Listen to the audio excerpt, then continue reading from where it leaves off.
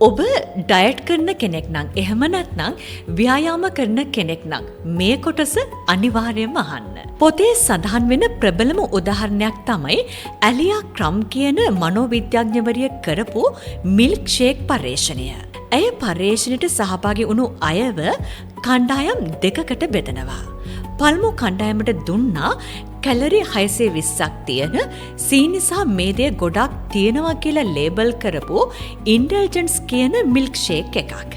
දෙවන කණ්ඩායමට දුන්නා කැලරි 140ක් විතරක් තියෙන මේදය රහිත සෙන්සි ෂේක් කියලා ලේබල් කරපු සෞඛ්‍ය සම්පන්න මිල්ක් ෂේක් එකක්.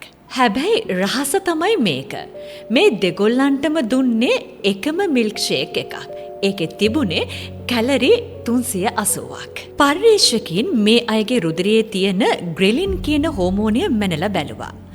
ග්‍රෙලින් කියන්නේ අපිට බඩගින්න ඇති කරන හෝමෝනය. කැලරි ගොඩක් තියෙන ඉන්ඩල්ජන්ස් එක බිව්වා කියලා හිතපු අයගේ ග්‍රෙලින් මට්ටම ඊටාම වේගෙන් පහළ බැස්සා. ඒ කියන්නේ ඒ අයගේ ශරීරය හිතුවා මට දැන් හොඳටම කැලරි ලැබුණා.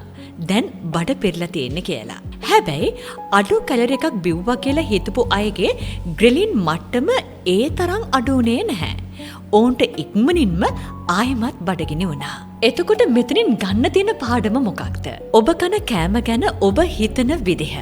ඒ කෑම දිරවන විදිහට සහ ශරීරයට උරා ගන්න විදිහට කෙලින්ම බලපානවා. ඔබ නිතරම මම කන්නේ ගුණයක් නැති කෑමක් එහෙම නැත්නම් මේකෙන් මට බඩ පිරෙන්නේ නෑ කියලා හිතනවා නම් ඔබේ ශරීරය ප්‍රතිචාර දක්වන්නේත් ඒ විදිහටම තමයි.